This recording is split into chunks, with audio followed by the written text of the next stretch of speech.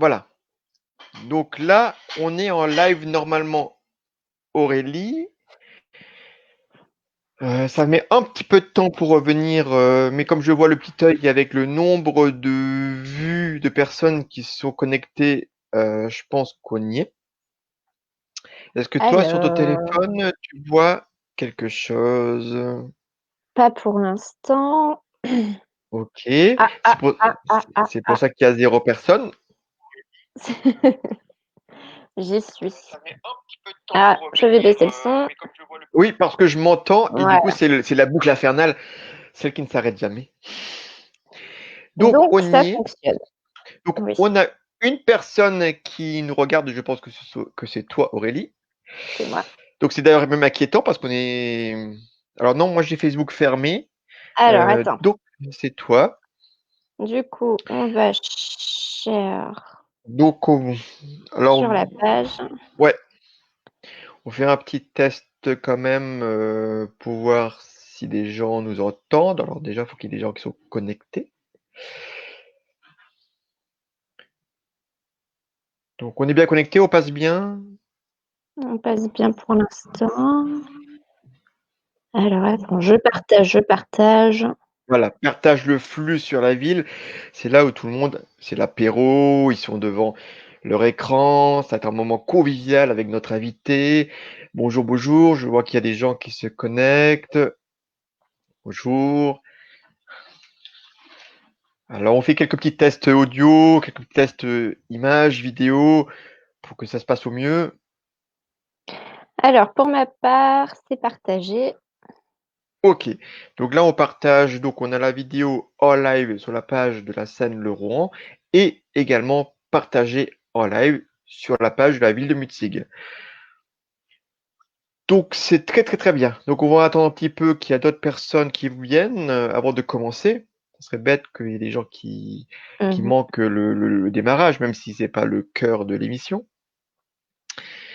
Donc, vous êtes sur l'émission live Coup de théâtre pour ceux qui se connectent.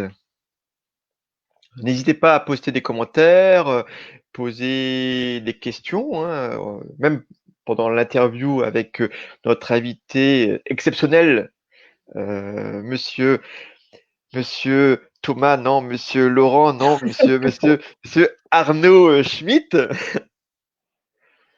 Alors, j'essaie de revenir sur la vidéo. Du coup, c'est partagé un peu partout. C'est bien. Ok, tu partages aussi sur ta page à toi? Ouais, c'est ce que je vais faire. Hop, Super, voilà. très bien, Donc, je reviens sur la vidéo. OK. super, excellent. Ah, c'est parfait. Donc voilà, il y a un peu de monde qui arrive. Parfait, je pense qu'on va commencer l'émission. Allez, c'est parti.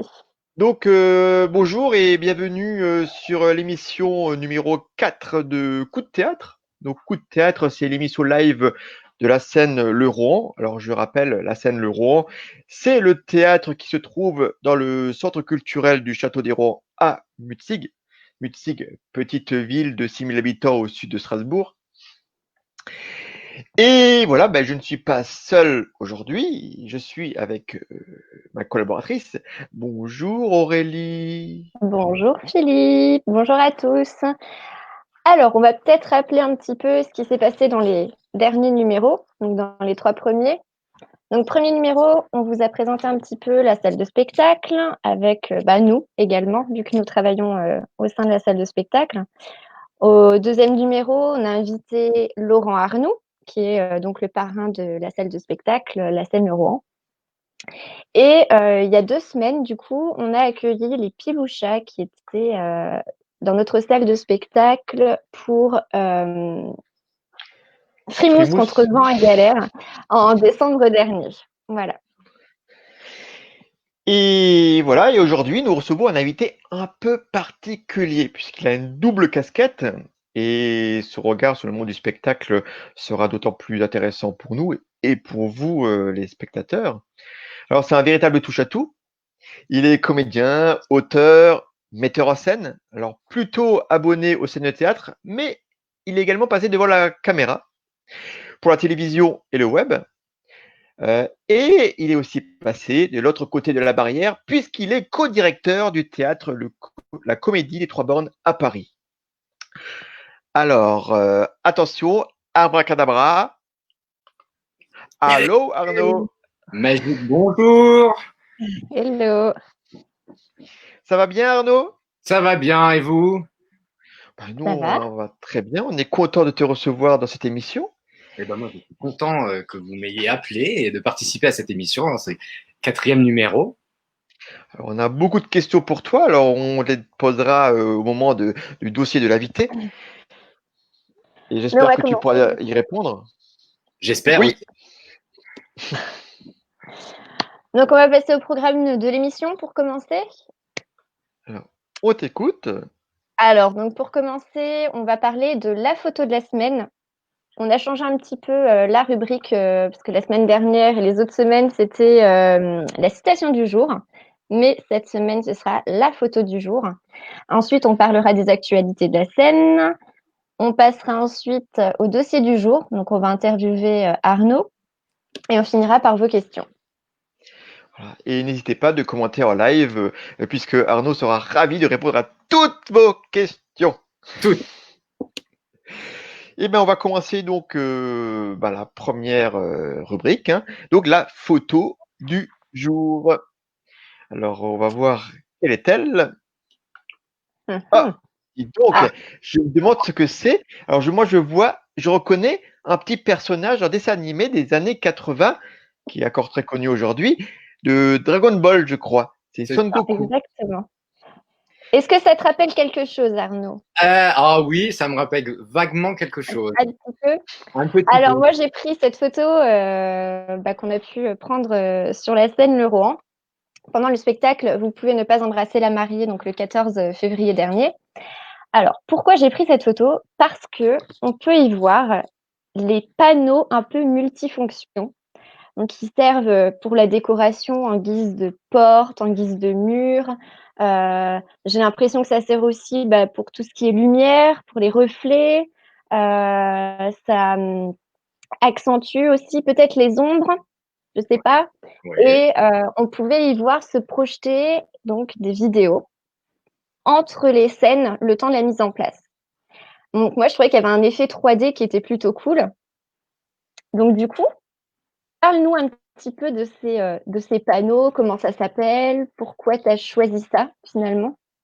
Alors, c'est pas moi qui ai choisi. La scénographie, c'est notre metteur en scène, Ludivine de Chastenay. On voulait un décor neutre à la base, parce que comme ceux qui ont vu le spectacle ont vu, on passe du présent au passé, mais sans vraiment changement de décor. Donc il faut qu'on ait une base neutre. Nos costumes sont neutres, on est en blanc, on a un décor blanc. En plus, il y a la symbolique du mariage, le blanc. Donc on voulait quelque chose de blanc. À la base, on devait avoir une petite zone de projection. Et vraiment, le jour ou la veille de la création du spectacle, on a branché le vidéoprojecteur, on a mis à fond et ça a pris vraiment toute la scène, tous les murs de coulisses. Et on s'est dit, waouh, ça donne un super effet. Donc ça, c'était la première phase. On s'est dit, ça, c'est génial.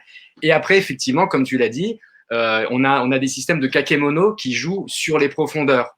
C'est-à-dire que voilà, avec presque rien, on peut soit on imagine que c'est les murs du château, soit c'est un couloir, soit c'est les toilettes dans un lycée, c'est une devanture à Las Vegas, c'est un restaurant, voilà. Et donc, les projections sont là pour ponctuer en fait les passages du présent au passé. Et là, comme justement Dragon Ball, c'est toute une séquence qui amène au lycée, donc dans les années 90. Donc évidemment, tout le monde reconnaît des séries, des MacGyver, des films, enfin toutes des choses qui ont marqué les années 90 et qui parlent à beaucoup de monde. Ça fait un peu Madeleine de Proust. Ok. Effectivement, c'était bluffant. Il y avait aussi ce côté qui était plutôt malin, ces transitions du passé au présent, plutôt que d'attendre un changement de décor qui souvent casse un peu le rythme. Ça permettait d'immerger dans la période où les deux personnages évolueront. Voilà, c'est de les plonger directement sans avoir trop à expliquer, ce qui est un peu déroutant dans le début du spectacle, parce qu'entre la scène 1 et la scène 2, on fait un bond de 15 ans, mais on n'en parle pas. Enfin, c'est petit à petit, on s'en aperçoit. Et aussi, on voulait pas le système, comme on a des systèmes de tableaux, de faire une scène, un noir, une scène, un noir, parce que ça ronronne un peu, et là, au moins, le public garde son attention pendant tout le temps, c'est-à-dire qu'il y a toujours quelque chose à regarder. Et c'est un peu aussi, voilà, le théâtre obligé un tout petit peu aussi d'évoluer au niveau du rythme. C'est-à-dire qu'avec toutes les séries, le montage de séries qui est hyper cut, hyper rapide, voilà, nous on s'est dit, voilà, on va garder l'attention du public en projetant des choses. Ça fait voyager. En plus, voilà, c'est beau. C'est ça qui est chouette, ça rend bien, c'est beau. Enfin, je trouve, hein, voilà. Non, mais tout à fait. En tout cas, l'effet est très réussi. D'ailleurs, on a quelques photos du spectacle qu'on montrera tout à l'heure quand on passera à ta rubrique, Arnaud. D'accord. Très bon photo. J'aime beaucoup cette photo. La photo du jour, formidable. Merci. Donc, du coup, on va passer tout de suite aux actualités. Oui, alors les actualités de la salle. Alors, il y a une actualité qui est plutôt intéressante, c'est qu'on a adhéré au Pass Culture. Alors, qu'est-ce que c'est le Pass Culture? Aujourd'hui, tous les jeunes qui ont 18 ans, pendant leurs 18 ans, ils peuvent solliciter un crédit de 500 euros et le dépenser dans les lieux qui ont adhéré au dispositif. Et c'est vraiment intéressant puisque 500 euros, bah, ça permet d'acheter quand même pas mal de places de spectacle. On peut également, dans ce dispositif, acheter des livres, des produits culturels. Et c'est vrai que 500 euros, quand même, c'est pas négligeable. Et justement, en mettant en place ce dispositif chez nous, bah, on s'est dit que peut-être que justement les jeunes de 18 ans pourraient être amenés à venir dans la salle puisque ça leur coûterait absolument rien du tout.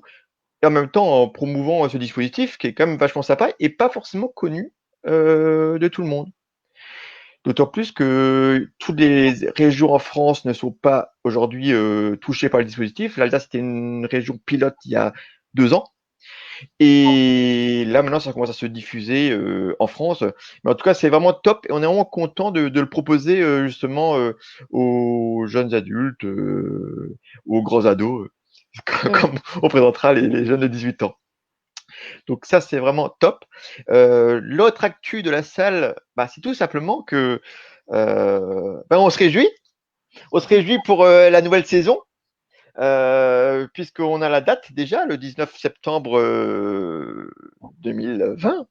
Et on rappelle que cette saison, qui sera toujours belle, intéressante, riche, dans la continuité des spectacles qu'on a vus, et dont 2 spectacles avec Arnaud, qui ont très très bien marché, tous les deux. On précise que cette première soirée de présentation de saison est suivie aussi du premier spectacle et qui est offert au public, qui est gratuit. Donc ça, c'est vraiment très très très intéressant. Bah voilà pour l'actualité, petite actualité, mais intéressante. Alors moi, j'ai une question qui est dans les commentaires. C'est quand on a 3 fois 18 ans, est-ce qu'on reçoit 3 fois 500 euros?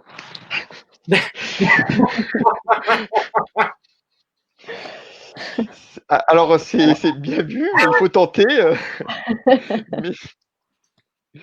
Mais j'ai un doute quand même sur ça.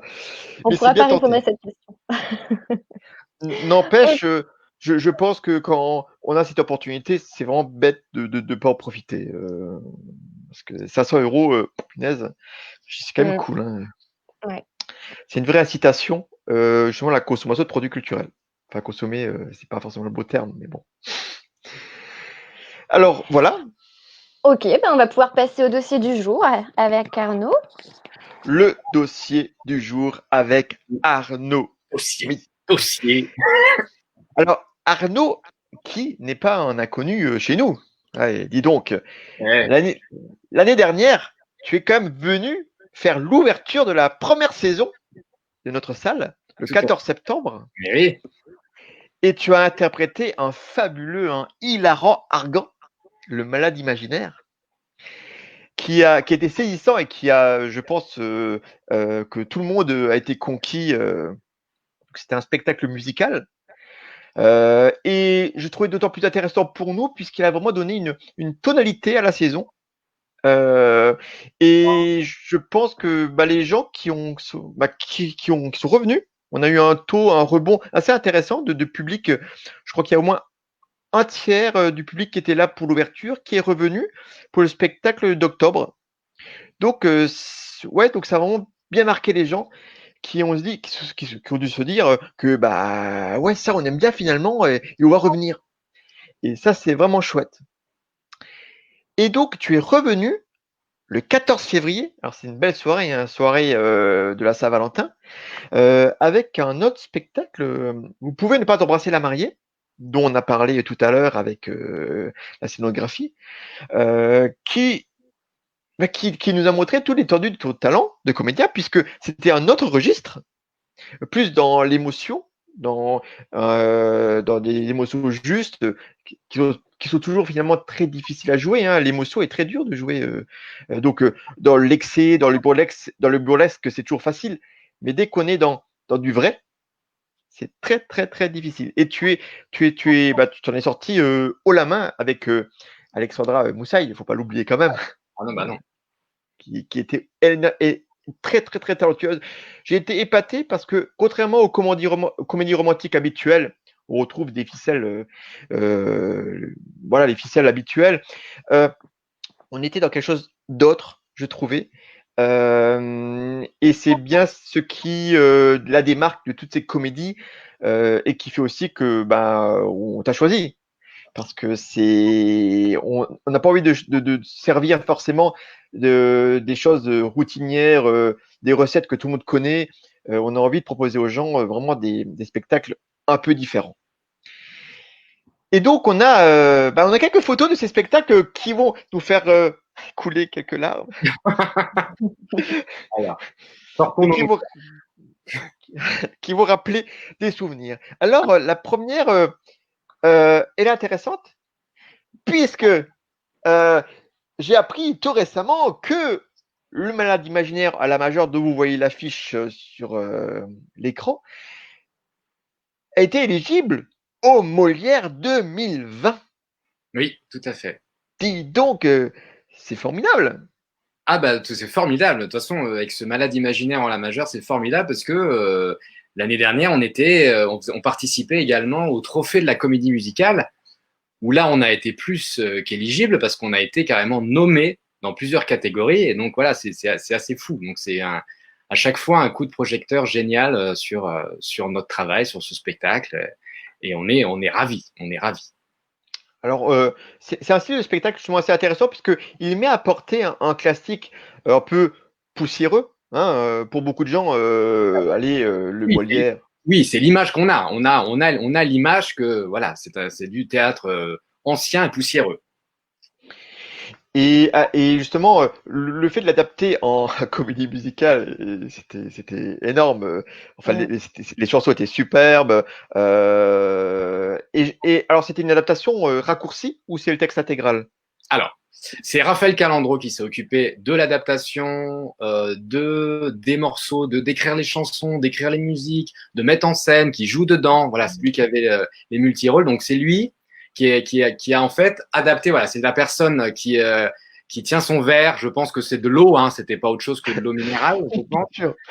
Voilà. Et donc là, voilà, il y a Raphaël Calandro, Rosie Polastro, Cécile Dumoutier et votre serviteur. Et donc voilà, c'est Raphaël qui s'est occupé de cette adaptation. Donc tout le texte dit sur scène est bien de Molière.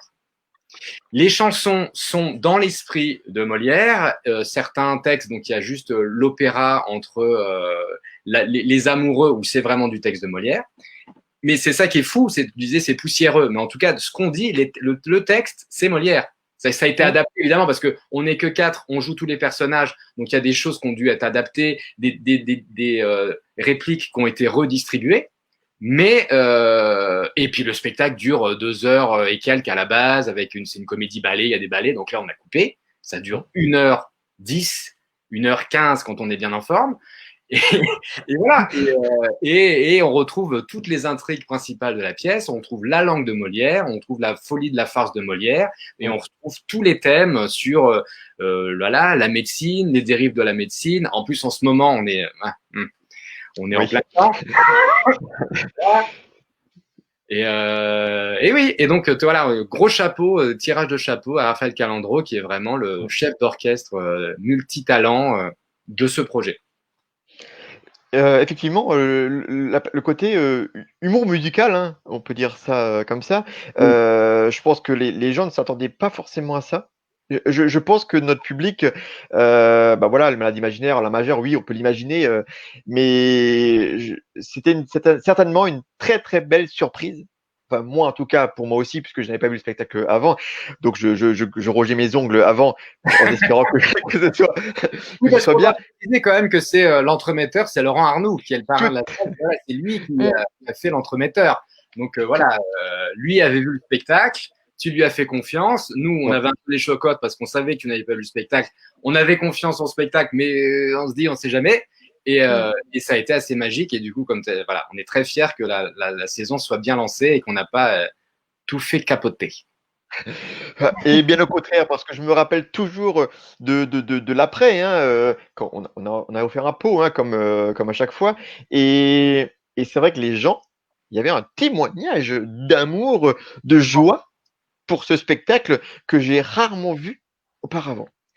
Et je crois que c'est le meilleur témoignage qu'il peut y avoir finalement sur la qualité du spectacle. Ouais. Mais c'est vrai que tu disais le côté poussiéreux et le côté musical pouvait faire peur aux gens. Raphaël a aussi exploré des thèmes musicaux qui sont plus dans les comédies musicales hollywoodiennes, dans les choses voilà des années 50.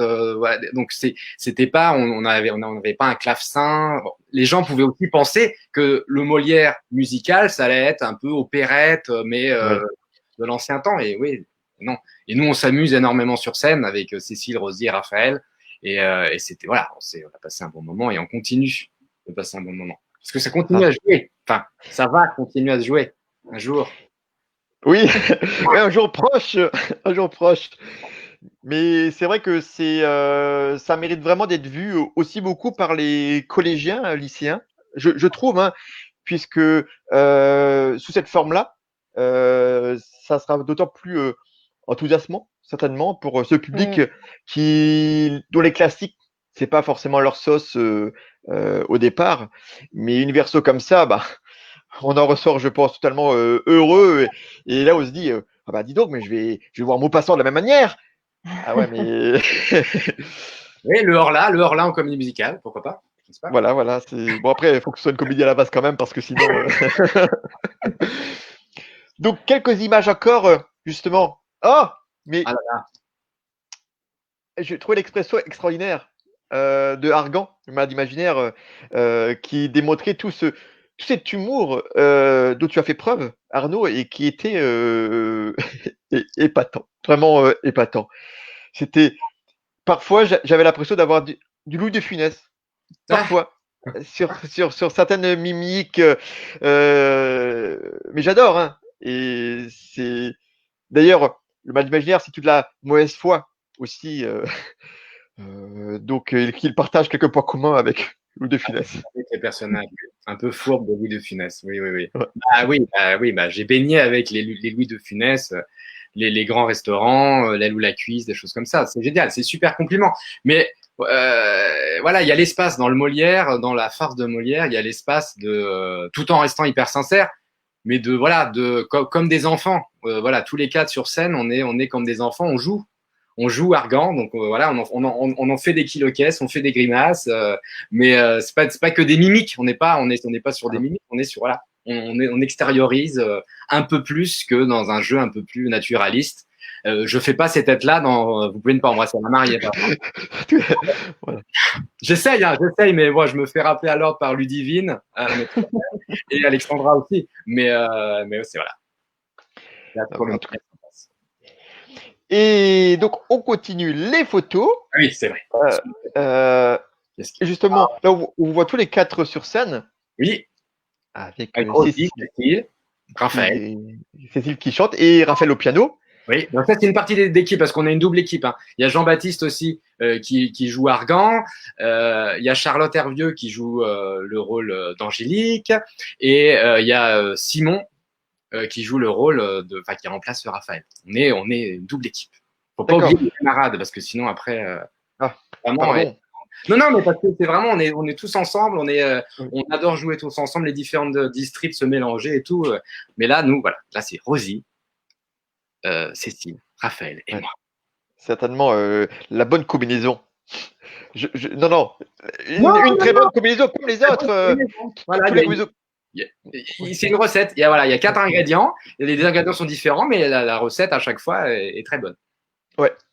Mais voilà, je pense que c'est qui choisit justement les autres comédiens, enfin, puisque Raphaël est remplacé, donc la personne doit aussi jouer du piano, doit aussi Complètement. bien chanter. Oui, oui, c'est Raphaël.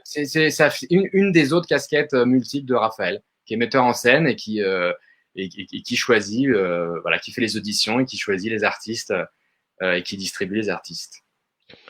En tout cas, ouais, chapeau, une très très belle création. Et on a une belle accord, euh, une belle double photo. On retrouve effectivement donc Raphaël. C'était une scène particulièrement drôle. Ouais. Je me rappelle cette chanson. Euh, c'est voilà, c'est très très très très beau souvenir. Très belle voix aussi, hein, faut le dire quand même, parce que c'est des chansons quand même. Et les chansons sont vraiment de très bonne qualité. Euh, euh, c'est vraiment excellent. On vous voit donc là en Là, train de. là, on est transpirant et on est C'est content. ça. Voilà. Et ben voilà, je pense que ça doit être la dernière pour le malade imaginaire. Et là, on passe à vous pouvez ne pas embrasser la Oui. mariée. 2 salles, 2 ambiances différentes. Exactement. Et un comédien commun. Et donc là, on va voir dans les prochaines photos, là, donc on a Alexandra Moussaï qui est derrière. Donc ça se prononce bien Moussaï et pas Moussaï. Moussaï. Moussaï, hein. Comme, Moussaï. Comme moussaillon sans le yon. voilà. Moussaï. Alors là, on voit justement les portes, Oui, portes blanches sur lesquelles il y a les projections et les plots aussi blancs. oui, Et justement, l'effet de perspective, c'est le fait d'avoir des projections sur du volume qui se trouve à des profondeurs différentes. exactement. Avec des jeux de lumière, avec des projecteurs qui tapent ou sur les kakémonos ou sur les portes. Et là, Oui, c'est vraiment sur le fond, sur l'écran. Là, c'était pratique parce qu'on avait vraiment l'écran de la salle qui est resté en place et du coup qui faisait vraiment une page blanche à l'arrière parfaite. ouais. C'était vraiment, vraiment, vraiment bien, bien, bien, bien vu. Et là, on vous retrouve. Alors, on le voit. On voit bien le plateau avec tous les décors en blanc. Les kakémonos à gauche qu'on n'avait pas vu avant. Oui, Et donc là, on imagine l'image d'avant avec la projection. Finalement, ce petit volume, ça venait finalement de tous ces petits éléments de décor en blanc. oui, qu'on déplaçait, que ce soit les assises se déplacent, les portes se déplacent, c'est tout mouvant en fait. On peut faire un peu ce qu'on veut. Et on peut surtout s'adapter à tous les types de salles.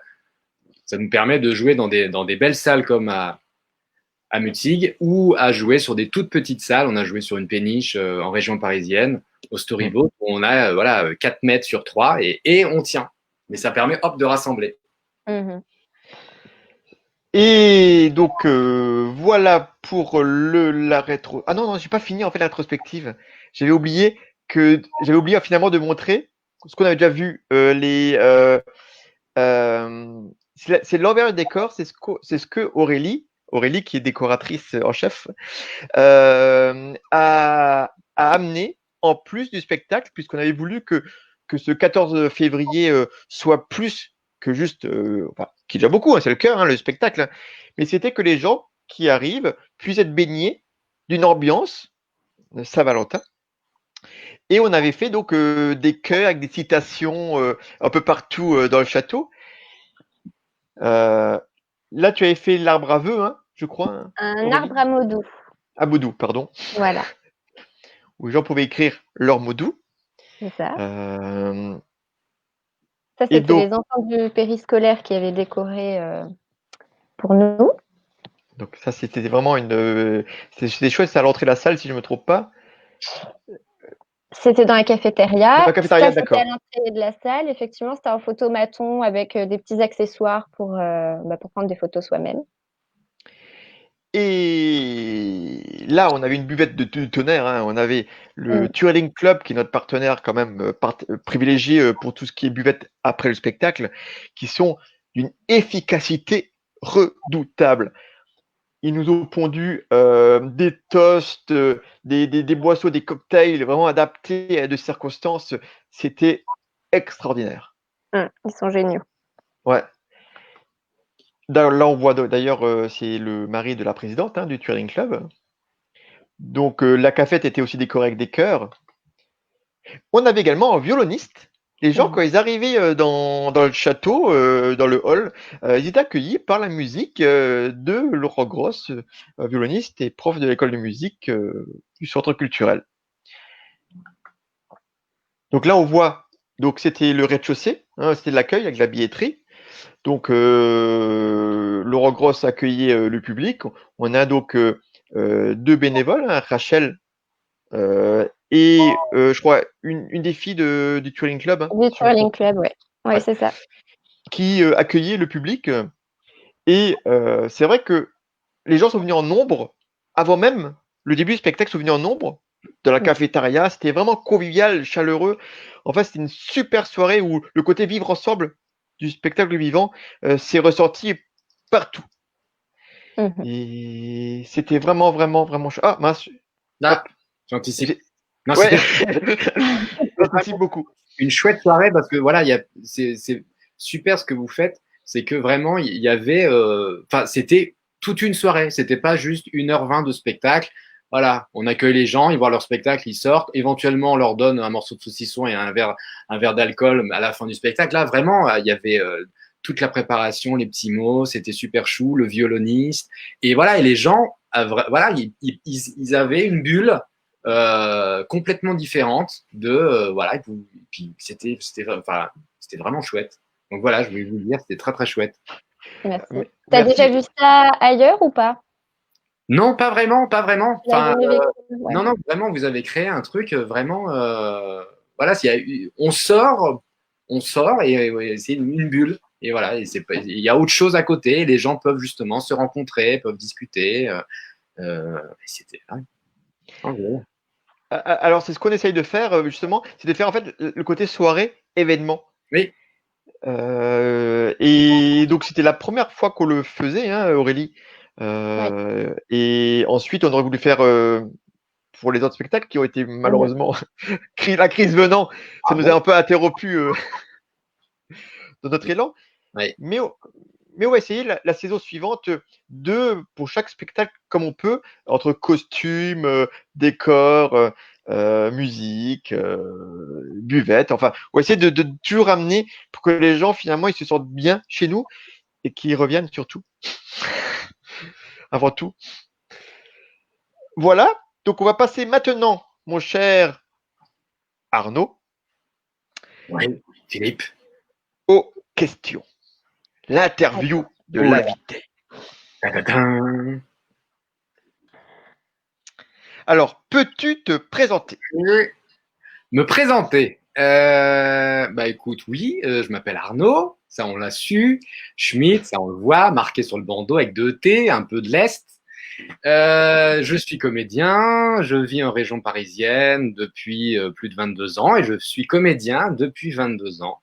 J'ai également plusieurs casquettes, tu l'as dit au début, je suis auteur, co-auteur, metteur en scène et également co-directeur de la Comédie des Trois Bornes. Ça c'est nouveau depuis 3 ans. On co-dirige avec Anne Offray et Florent Aumaître une petite salle dans le 11e arrondissement à Paris, la Comédie des Trois Bornes. Et voilà, grosso modo. Voilà qui je suis. Ok.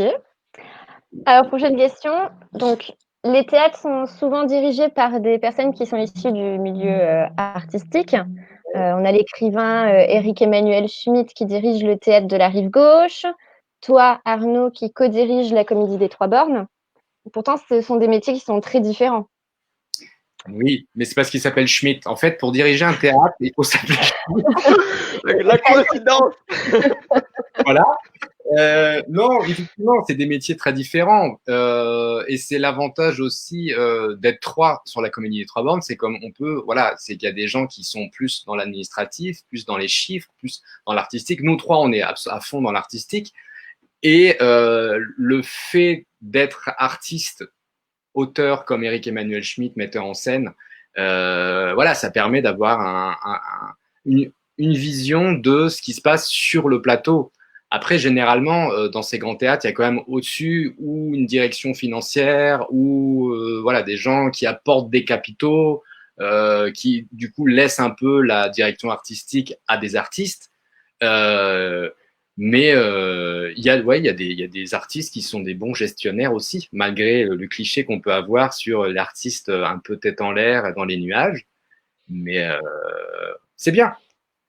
Alors, c'est surtout que on remarque que finalement, un artiste, déjà, il doit être, s'il est seul, il doit être chargé de communication, il doit être comptable, il doit être 36 000 choses déjà avant même de gérer une salle. Ah oui, en étant artiste ou comédien, ah oui, Oui, déjà, oui. on est son propre VRP.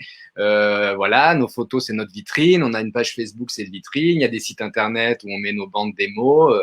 On doit se vendre et ça, c'est une partie pas très agréable et tout le monde n'est pas bon là-dedans. Et moi, personnellement, je suis très mauvais dans tout ce qui est VRP et de se vendre.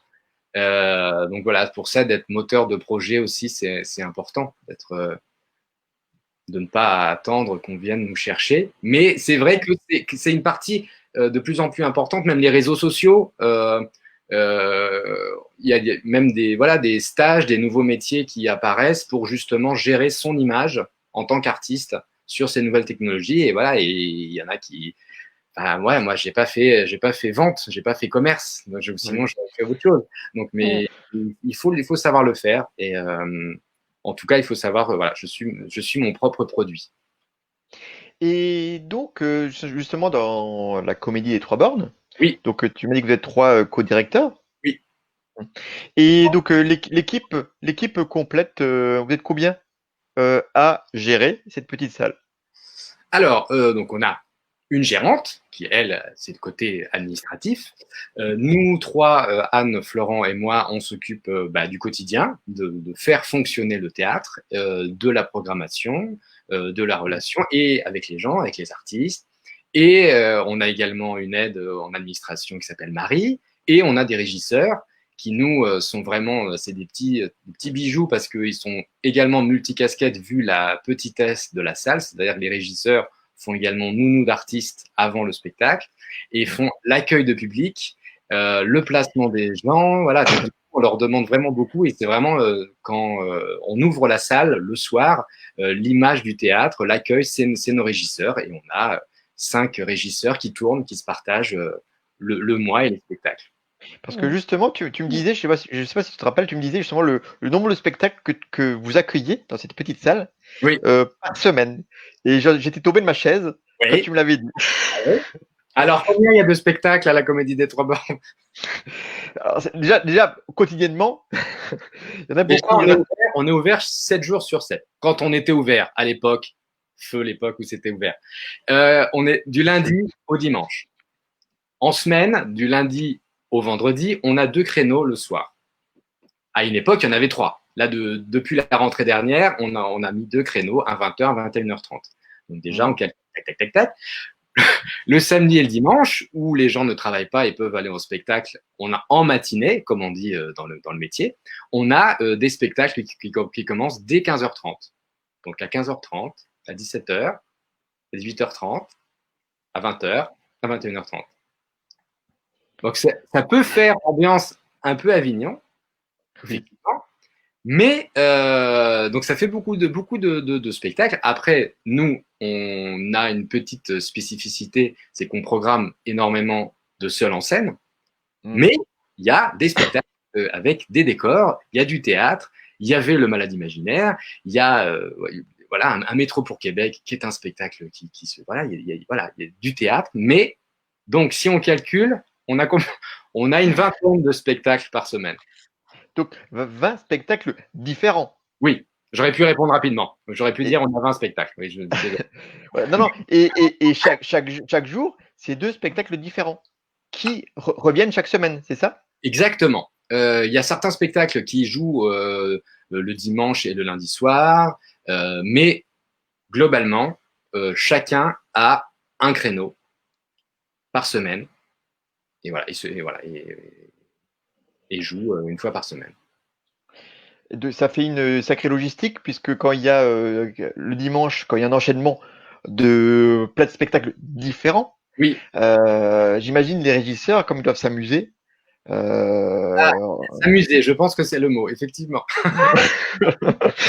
Non, ça demande un travail énorme et surtout on met très peu de contraintes au moment de la création des spectacles. C'est-à-dire que vraiment, on met à disposition tous les projecteurs, toutes les possibilités. Et effectivement, d'un spectacle à l'autre, le régisseur donc doit vider la salle, faire sortir les gens et s'occuper de pointer. Enfin, toi, vous savez hein, déjà le temps que ça prend. Et donc voilà, il faut pointer les différents projecteurs différemment. Il faut aider les artistes à positionner les décors. Il faut débrancher des choses. Des fois, il y a la vidéo aussi. Des fois, il y a des sons, voir que tout va bien, des machines à fumer. Hop, on ferme le rideau et on fait rentrer les gens. Mais voilà. Oui. Et combien de temps ils ont pour faire ça entre 2 spectacles? Alors, c'est une des raisons pour lesquelles aussi on a changé du lundi au vendredi. On a réduit à 2 spectacles pour justement agrandir les créneaux. Généralement, les spectacles doivent faire entre 1h05 et 1h10. 1h10, c'est vraiment l'extrême limite. Il faut vraiment que ce soit douche comprise. Il faut vraiment que les gens soient salués et voilà, pour que ça reste 1h10, pour que justement ce soit confortable, qu'il y ait une quinzaine de minutes pour démonter le décor. Wow. Et que les artistes se croisent et qu'on fasse rentrer les gens. Donc voilà, sur 2 spectacles le soir, il n'y a pas trop de retard, mais imaginez le samedi, si le spectacle de 15h30, par exemple, le malade imaginaire, la majeure, qui prend 5 minutes. 5 minutes, c'est rien. Mais sur une grosse journée comme ça, les 5 minutes sont prises par là, et le spectacle de 21h30 commence à 22h15. Donc c'est pour ça qu'il faut, voilà, ça c'est vraiment les régisseurs qui sont hyper vigilants avec ça pour que tout le monde, et tout roule. Enfin, pour l'instant, on touche du bois, tout roule et c'est bien pour le confort des artistes de gérer son créneau de 1h05. Et donc ta salle, 45 places, hein, tu le disais avant. Oui. Donc au niveau du choix artistique, c'est donc seul en scène, comédie. Alors oui, seul en scène, donc pas comédie, oui, pardon. Oui, pas seulement. On a le seul en scène n'est pas obligatoirement drôle, et donc on a des spectacles qui sont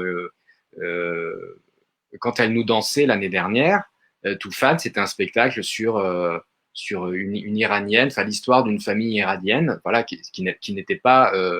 Il y avait de l'humour, mais c'était pas une machine à vannes, et c'est très bien. Et on a effectivement des comédies douces amères. On a du spectacle musical également.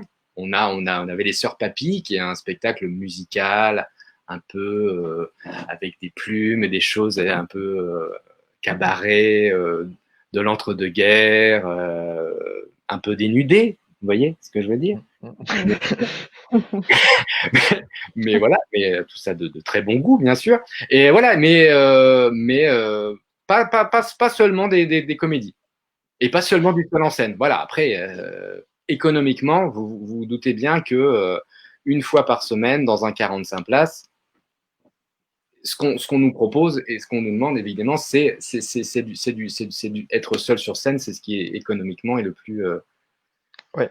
On va pas monter la dame de chez Maxime avec 15 comédiens. Déjà, on n'a pas. Choix contraint, en fait, contraint par rapport à la jauge. On essaye de ménager. Voilà, on est. En tout cas, tout ce qui est programmé, c'est vraiment un choix de nous trois, vraiment collégial. On est vraiment diapason. Enfin, vraiment, c'est vraiment nous trois qui choisissons et à chaque fois, on adore les spectacles et voilà. Donc, c'est vraiment on programme ce qu'on aime Si il y a des spectacles un peu plus difficiles, avec des thèmes un peu plus difficiles, à la rentrée, il y aura un spectacle voilà, qui n'est pas franchement, enfin le thème n'est pas drôle, mais la forme est drôle. On y va, voilà. Le but, c'est de proposer des choses qui nous ressemblent avec Anne et Florent. Et le public, il est au rendez-vous, il est régulier, il est fidèle? Oui, ah oui, on a un public fidèle. Après, il y a énormément de salles à Paris et en région parisienne, donc le public est mouvant. Mais on a la chance d'avoir un public fidèle et chaque artiste aussi a sa communauté. On en parlait tout à l'heure aussi sur voilà, a sa communauté, donc fait vivre sa communauté et voilà. Et c'est aussi chaque spectacle ramène son public et les spectacles découvrent les autres spectacles. Voilà, ça fait des vases communicants. Et surtout que les artistes sont parisiens, donc ils ont leur réseau sur place, tout simplement. Quand vous êtes en tournée, l'artiste peut difficilement jouer de son réseau, puisque en tournée au fin fond de la Corse, il va connaître personne. Sauf si c'est un Corse et qui joue dans le village familial. Voilà. Oui, mais après, voilà, après c'est justement, voilà, oui, je ne sais pas quoi répondre. Non, mais c'est un atout à Paris, c'est un atout effectivement je n'y pensais pas c'est vrai que les artistes ont un réseau, constitué leur propre réseau, et c'est vrai qu'ils peuvent le toucher, ce qui ramène comme du monde, hein, je pense que plus il y a du monde qui vient de n'importe quelle source, mieux c'est. Et c'est le plus difficile. On en parlera après. Comment faire venir les gens dans la salle, mais et voilà. Sinon, comment as-tu vécu le confinement en tant que directeur et en tant que comédien? Alors, c'était très abrupt, hein, on va pas se mentir. Nous, on a vu, enfin, en tout cas, la Comédie des Trois Bornes, le 14, voilà, nous, on était les directeurs, on était là et on sentait, parce qu'ils avaient fermé les grosses manifestations. Nous, les moins de 100 places, on continuait à ouvrir, mais bon, on savait qu'on avait un peu chaud aux fesses. Et il y avait un spectacle pendant l'allocution du Premier ministre où c'est tombé comme un coup près. Et du coup, voilà, on a fermé. Enfin, voilà, le spectacle de 21h30 s'est terminé. On a fermé. C'était dur. Et on pensait pas que la reprise allait être encore plus dure. Mais on en parlera. Oui, tout à l'heure. Ouais. Voilà. En tant que comédien, c'était aussi parce qu'il y avait beaucoup de choses de programmer. Enfin, moi personnellement, voilà, j'avais des autres dates de la mariée, j'avais le Malade imaginaire qui était programmé. En plus, on allait commencer les vacances scolaires, on était programmé à la Comédie Bastille. On sentait. En plus, on sortait d'une bonne période de grève. Hein, à Paris, c'était plutôt sympa. Ouais. Et donc, comme on était sur une bonne dynamique, voilà. Le confinement est arrivé. Voilà, et donc ça s'est arrêté très vite. Ce qui est le plus difficile, le confinement, moi en fait, ça m'a permis d'avoir une pause forcée. C'est-à-dire que du coup, voilà, c'était vraiment, on ne pouvait rien faire, on ne savait pas quand ça reprenait. Les dates de tournée étaient ou annulées ou décalées, mais on ne savait pas quand. Donc voilà. Donc du coup, voilà, moi j'ai fait d'autres choses. Moi personnellement, voilà, j'ai fait des travaux dans mon appartement. Voilà. Donc j'ai vécu un confinement de travaux pendant 6 semaines dans l'enduit, la peinture et l'électricité. Et voilà. Et Du coup, c'était une pause artistique. C'est ça que tu veux dire, c'est que finalement, tu as mis entre parenthèses toutes les activités artistiques. Exactement. Voilà. En tout cas, voilà. Vu que ça s'est arrêté d'un coup, sans perspective de quand est-ce que ça va reprendre, voilà, Tu ne pouvais plus rien faire, ouais. Je ne pouvais plus rien faire. Après, à un moment donné, c'est long, hein. Donc voilà. À la fin du confinement, on a commencé à réfléchir à de nouvelles choses. Avec Alexandra, on s'est remis à écrire, par exemple. Voilà, il y a des choses. à un moment donné, il fallait prévoir l'après. Et, Oui. et avec Florent et Anne pour les 3 bornes, voilà, d'essayer de tenir au courant les artistes, mais sans avoir de réponse. Donc on avait, est-ce que on ouvre en juin, l'été, on ne sait pas. Est-ce que parce que Avignon, nous on avait plein d'artistes programmés au théâtre qui devaient aller en Avignon. Et voilà, ça s'est annulé. Donc là, ça reprend doucement. Mais globalement, j'ai bien vécu le confinement. Et pour quelque chose de plus positif, hein, en tant que directeur de théâtre, co-directeur, soyons honnêtes par rapport quel est, dans ton métier, quel est ton plus grand objectif, ton aboutissement? Là où tu dis, ça, je voudrais bien faire, quand j'arriverai à ça, je serais content, j'aurais fait ce que je voulais.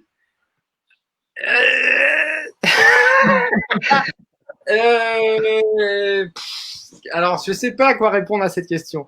Non, alors j'essaye d'être content de ce que je fais maintenant. Voilà, petit à petit, voilà, j'ai voilà, des objectifs. Oui, effectivement, quand j'ai commencé, j'avais des objectifs. Voilà, ou des rôles ou des choses comme ça. Mais voilà, je joue sur scène depuis plus de 20 ans. Je suis co-directeur d'un théâtre. C'est génial. Enfin voilà, c'est là, voilà, d'avoir un outil. Le théâtre, c'est voilà, de se dire, bah, on choisit des spectacles, on présente aux gens nos coups de cœur, ce qu'on a envie mais ça s'apprend aussi, ça c'est cool. Voilà, de se dire, on a un lieu et on a une responsabilité. On n'est pas seulement à avoir des dossiers et dire, alors on met ça le lundi, ça le mercredi, et bien on dit, ah ben non, mais en fait, ça raconte quelque chose. Ça, on a un peu d'emprise sur ce que les gens entendent, ce que les gens voient, et quel type d'humour.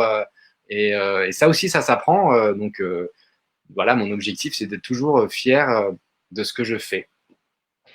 Et tu as envie à un moment d'évoluer parce que aujourd'hui tu as parlé avant des contraintes et des limites de la salle par rapport à sa taille. Oui. Et justement, est-ce qu'à un moment tu dis bah tiens, je voudrais bien gérer une salle plus grande avec des possibilités plus importantes d'accueil de spectacles? Ah bah oui, évidemment. Bah, en fait, ça, ces envies-là, elles arrivent quand on est bloqué sur certains spectacles qu'on veut accueillir et on se rend compte qu'on ne peut pas pousser les murs à la Comédie des Trois Bornes et on se dit, 2 mètres de plus de dégagement derrière, des coulisses en jardin court, ça serait sympa. Mais les contraintes, c'est aussi, on apprend vachement des contraintes. Mais évidemment, si Eric Emmanuel cède son rive gauche, avec on serait ravis Entre gens de même nom, tout est possible, non? Je peux signer Eric Emmanuel, moi, ça va. Tout va bien. Non, mais après, oui, c'est formidable. Oui, évidemment, d'avoir une salle plus grande, d'avoir des moyens plus grands. Oui, toujours plus, toujours plus. Mais c'est pas un objectif, en tout cas. C'est bien. Ouais, non, c'est bien parce qu'effectivement, toujours grand, toujours plus. Vers quoi? Et au bout du compte, tu oublies tout ce que tu fais aujourd'hui par rapport justement aux artistes qui sont certains qui débutent, j'imagine, d'autres qui sont un peu plus qu'il faut lancer, qu'il faut démarrer. Il y a aussi des artistes à démarrer. Tu es dans une démarche comme ça de se dire je ne prends pas forcément que des gens que tout le monde connaît, mais je prends aussi des jeunes compagnies, des jeunes artistes pour leur mettre le pied à l'étrier. Ah oui, bah oui, nous, alors il y a des têtes d'affiche qui viennent. Il y a voilà, les saisons précédentes, il y a eu ce qu'on appelle des rodages l'été. Donc il y a Ben et Arnaud de Samer sont venus, Nora Hamzaoui a aussi rodé son spectacle chez nous. Voilà, donc mais oui, on a pour vocation aussi de faire émerger des jeunes artistes, jeunes en étant, enfin, en carrière. Il y a des gens moins jeunes qui viennent jouer chez nous. Et nous, notre fierté, c'est que les gens, comme un laboratoire, voilà, 45 places, Paris, on essaie de faire le meilleur confort, enfin, le plus possible au niveau du son, des lumières, voilà, et créer leur spectacle, ça existe, et qu'ils partent. jouer autre part. Nous, voilà, on n'est pas à tenir les gens, à dire non, tu restes. On remplit, reste. Au contraire, justement, pour que les spectacles prennent leur envol et on n'est pas. Après, on n'est pas des couvreurs de talent. Il y a vraiment des productions ou des théâtres qui vont voir toutes les scènes ouvertes, qui font tous les festivals. Nous, on marche au coup de cœur et aux rencontres, aux gens qui viennent vers nous et des rencontres. Et en tant que comédien, est-ce que tu as un rôle où tu as toujours rêvé? Un rôle comme aurait pu l'être le malade imaginaire, hein. Je suis persuadé qu'il y a des comédiens qui se disent ah moi le malade imaginaire c'est un truc que je voudrais faire un jour dans ma vie. Ah mais oui, mais Molière c'est génial, le malade imaginaire et puis le bourgeois gentilhomme. Dans la foulée, un bourgeois gentilhomme, moi voilà, Monsieur Jourdain, ça me plairait beaucoup. Les beaux rôles du répertoire, bien sûr. On a là pendant le confinement, il y a eu plein de choses sur les internets et notamment la Comédie Française où il y avait plein de pièces. Voilà, ils ont fait la Comédie Française continue. Ils ont sur leur chaîne YouTube où on a vu des choses, des interviews et tout ça. Et effectivement, voilà, de pouvoir se frotter à du Shakespeare, à voilà, des grands noms du répertoire. Oui, mais ça va arriver. On va le faire. Mais tout à fait, hein. Il y a quand le temps. Il y a quand le temps. Bien sûr. J'ai à peine 18 ans, tout va bien. Ricaner, c'est pas gentil. Mais non, mais c'était avec beaucoup de compassion. Le pauvre. Aurélie. Sinon, quels sont les côtés positifs et négatifs de ton métier? De tes métiers, puisque tu en as plusieurs. Ah oui, du coup, oui.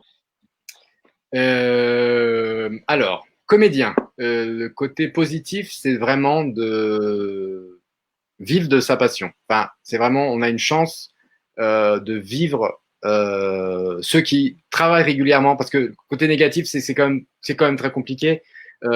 C'est l'incertitude permanente, toutes les remises en question. C'est-à-dire que voilà, on dit une carrière, voilà. Dans mon milieu, dans mon réseau, qu'on appelle un réseau, on vit très bien de notre métier, mais on n'est pas des têtes d'affiche. Donc on est voilà, ça peut s'arrêter très vite et ça peut redémarrer très vite. Voilà. Et voilà, le côté négatif, c'est que c'est jamais sûr. Mais quand ça marche, on touche du bois. On fait un métier formidable. Enfin, vous vous rendez compte, par exemple, avec Alexandra Moussaï, on a écrit un spectacle. Vous pouvez ne pas embrasser à la mariée. On l'a écrit nous. On le joue. On part partout. On joue à Mutzig. On a joué à Paris. On a joué à Dubaï. Enfin, vous imaginez, c'est fou. Enfin, c'est dingue de se dire, voilà, ça nous permet de faire ça. Dubaï, Moussaï, il y a un rapport? Complètement, comme Eric Emmanuel et Arnaud.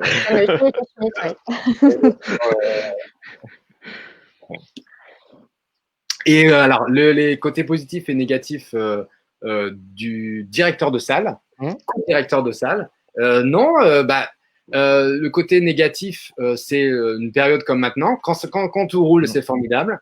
Et quand on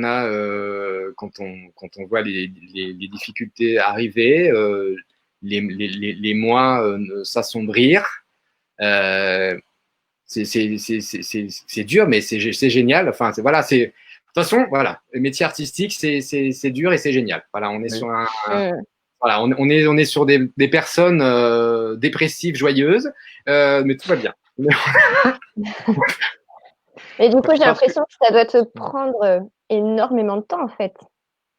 Ça prend beaucoup de temps. Entre les répétitions, enfin, ça doit être un temps énorme que tu dois consacrer, non? Ça prend beaucoup de temps. C'est dur de pouvoir bien répartir la semaine. Il y a des moments où c'est compliqué effectivement de répéter, de partir en tournée, d'être là physiquement au théâtre. Donc ça, c'est l'avantage aussi d'être trois à la Comédie des Trois Bornes. Et aussi, le côté artistique, ça prend beaucoup de temps. C'est aussi la définition de ce qu'on entend beaucoup, l'intermittence. C'est qu'effectivement, être comédien, c'est quasiment 24 heures sur 24. Et d'apprendre le texte, de trouver des... Enfin voilà, ça prend du temps. Ça prend du temps. Et le confinement permettait d'avoir justement une pause où finalement, on avait du temps.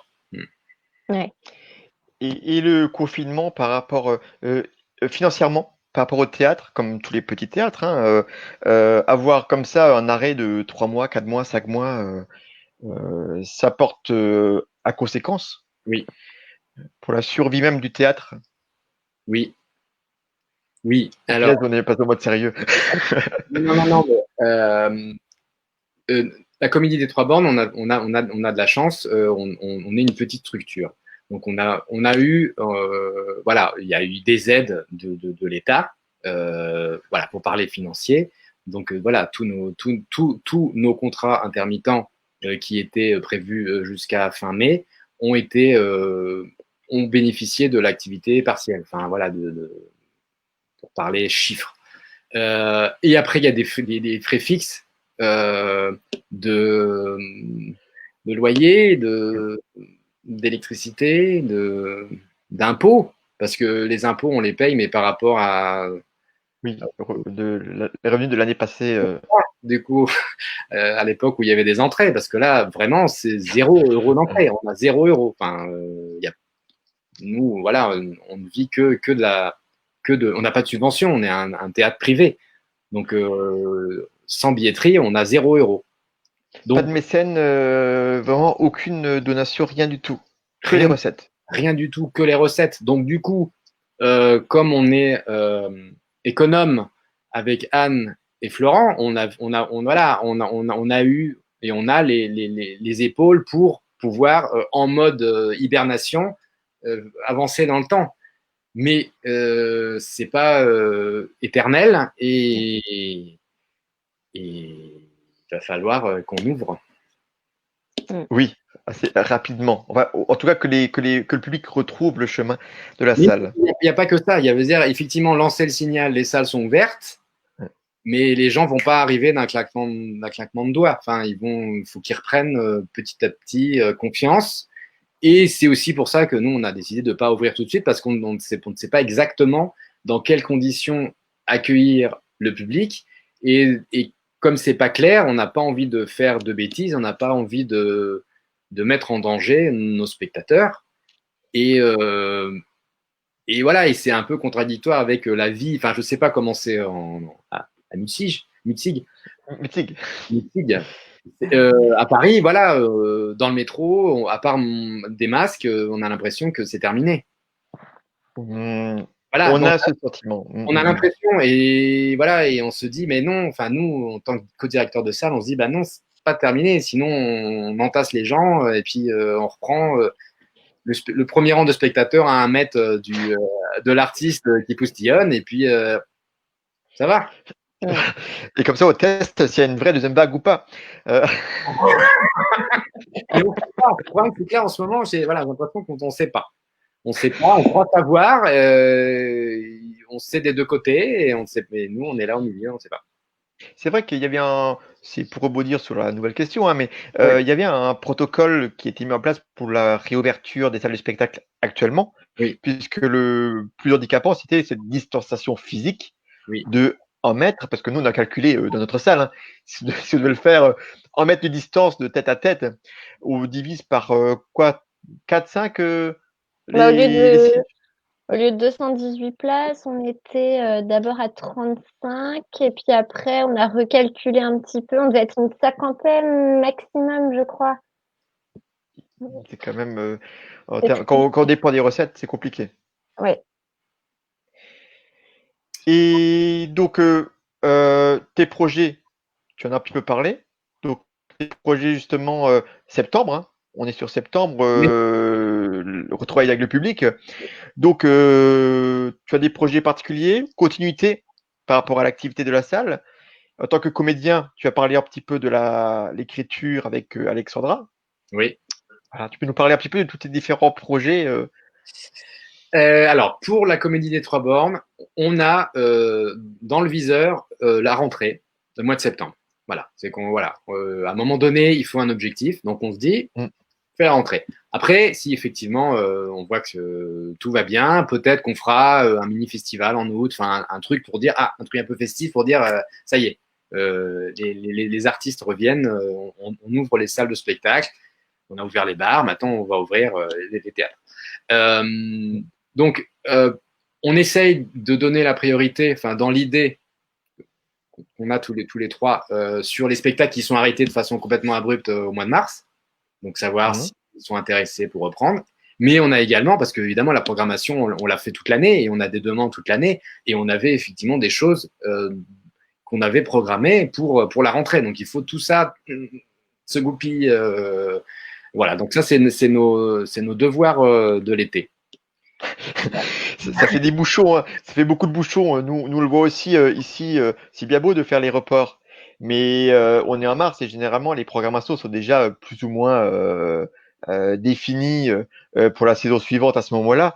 Oui. Donc comment on fait? Est-ce que on décale tout ou est-ce qu'on les reporte de un an pour la saison d'après ou on intercale avec le risque de faire un manque de visibilité parce qu'on va serrer dans les dates et les gens, bah, ils ont quand même pas des sous à volonté, hein, et des moyens d'aller tous les soirs au théâtre non plus, Oui. j'imagine. Donc, donc, vous, quelle est votre politique à ce niveau-là à peu près? Cette politique de se dire comment vous gérez vos reports, tu as parlé, hein, c'est votre devoir de l'été, mais On essaie de ménager la chèvre et le chou, comme on dit. Non, mais voilà. Mais on a aussi l'interrogation. Comme je vous disais, le samedi, dimanche, on a un créneau toutes les heures et demie. Dans les recommandations, c'est pas possible parce qu'il faut aérer la salle. Voilà, donc il y aura sûrement moins de créneaux, mais tout ça on ne sait pas. Donc du coup, on se dit bon, on fait une programmation, mais ça peut bouger, mais en même temps il faut bloquer les artistes, les compagnies, mais en même temps c'est pas sûr.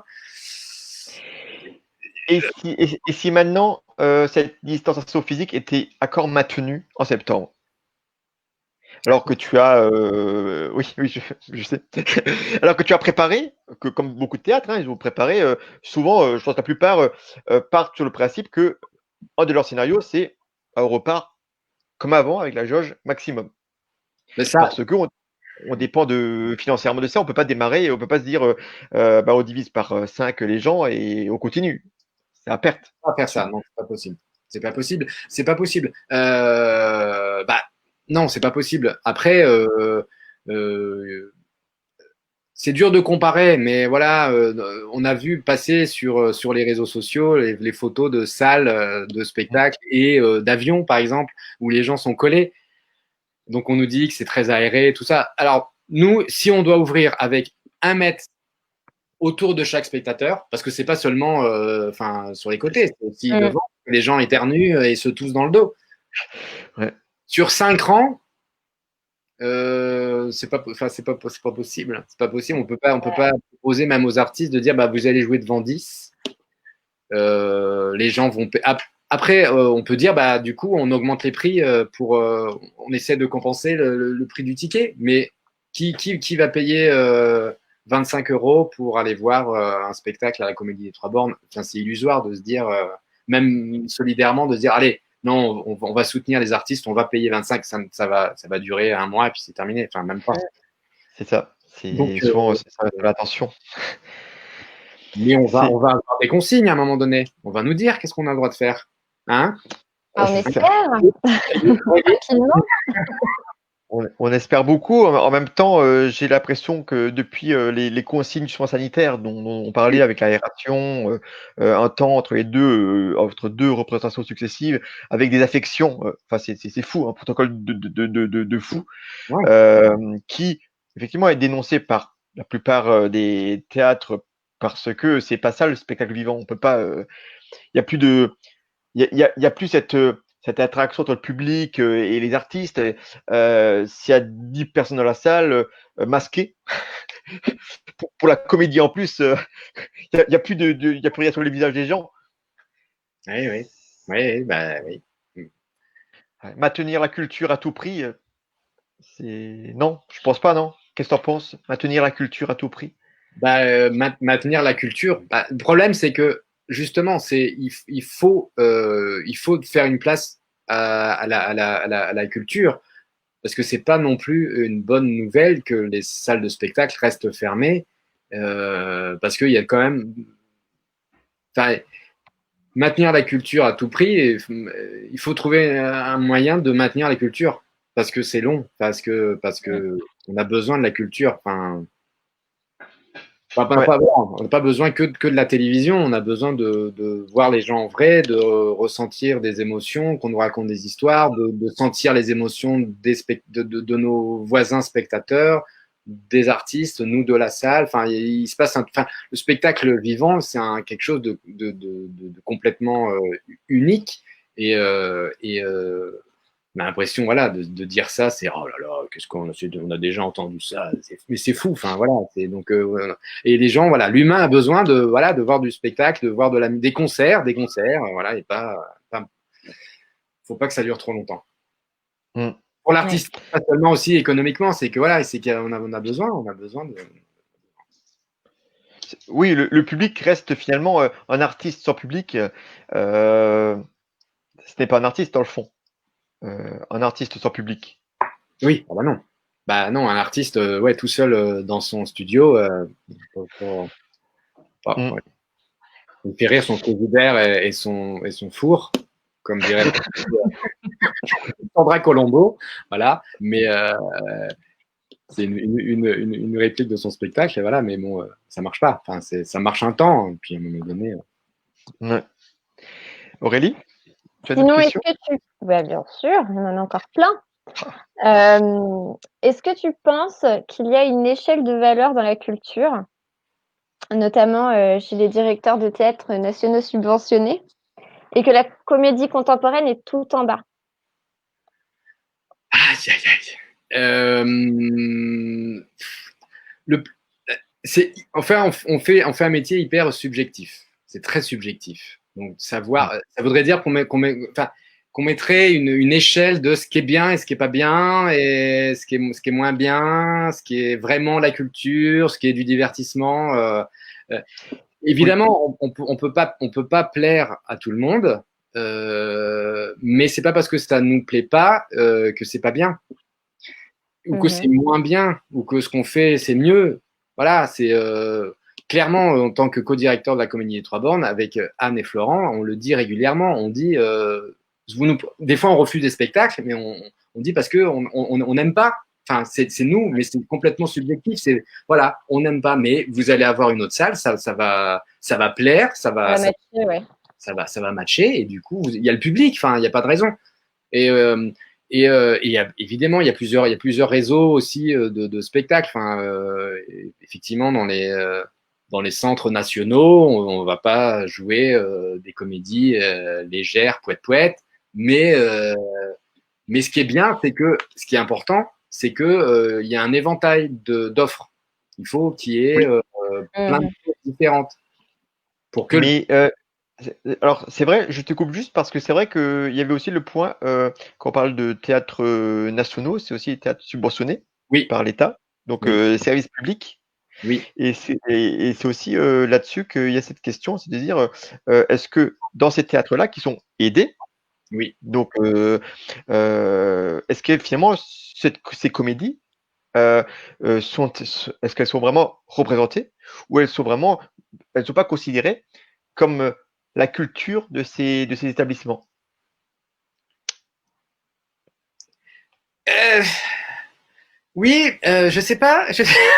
Mais non, mais effectivement, je pense que c'est effectivement. Bah, si on se pose la question, c'est que on voit bien qu'il y a un truc qui fonctionne pas, ou on a un peu une réponse. Mmh. Mais après, c'est les gens qui créent ça. Thomas Joly, un metteur en scène qui dirige un centre national, met en scène Starmania, qui est vraiment le spectacle musical populaire par excellence. Mais lui, il est vraiment dans le public. Enfin, il a monté des Shakespeare de 5 heures, hyper pointus, mais ça commence. Enfin, mais il y a des choses, effectivement, dans le théâtre public qui sont magnifiques. Et il ne faut pas non plus dire que c'est élitiste. C'est ça aussi qui est compliqué. C'est cette barrière aussi. Déjà, aller au théâtre, ça peut faire peur. Enfin, en venant à Mutzig, on en a parlé avec certains de vos spectateurs, de dire bah, on n'était jamais venu au théâtre. En plus, c'est un château. On va au château. Voilà.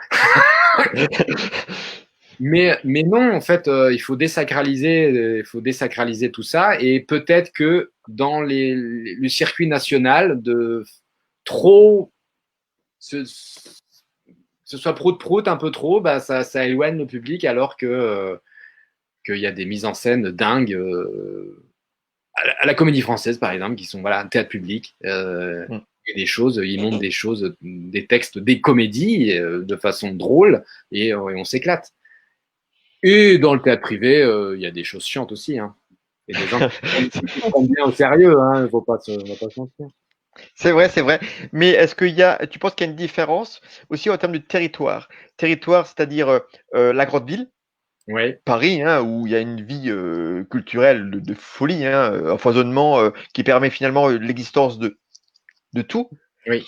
qu'un territoire plus rural, avec moins de salles, donc peut-être une proposition peut-être moins complète aussi par rapport au public. Est-ce que tu penses qu'il y a une différence au niveau des territoires? Ah oui, oui, il y a une énorme différence. Et vous avez une responsabilité là-dedans. Enfin, c'est très important ce que vous faites, parce que justement, comme il y a peu d'offres, enfin, il faut, voilà, c'est vous qui allez chercher les spectacles, qui allez les proposer. À Paris ou dans les grandes villes, à Paris, on peut voir un spectacle différent par soir. Sur 365 jours, on peut aller voir tout et n'importe quoi. Donc là, il y a trop. Et dans des lieux un peu plus reculés, sans être péjoratif, mais voilà, nous, en tant que compagnie, que comédien, nous, on a envie, mais faut qu'on nous accueille. Et du coup, il faut exister. Il faut que soit on existe avec des succès publics, et du coup, les directeurs de salle sont un peu au courant. Ils disent, ah, ce spectacle-là, je vais le programmer, et du coup, je vais le proposer à mon public. Et puis, de quoi on parle? Le public, parce que voilà, il y a certaines fois dans certaines salles, les responsables de la programmation parlent de mon public. Mon public ne pourra pas voir ça. Mon public ne comprendrait pas. Non, mon public, ce n'est pas assez bien pour mon public. Non. Il faut proposer. Il faut habituer les gens à voir un maximum de choses différentes. La curiosité, la qualité et un choix de cœur. Alors justement, on va en parler tout à l'heure. Juste une question encore avant de parler de ça. Je pense que c'est cette recette, hein, pour amener les gens. Nous, on a la difficulté d'avoir aussi le côté château, hein, tu en parlais, oui. qui fait très temple de la culture. C'est ça, qui éloigne encore plus les gens qui en sont éloignés déjà du théâtre, tout simplement.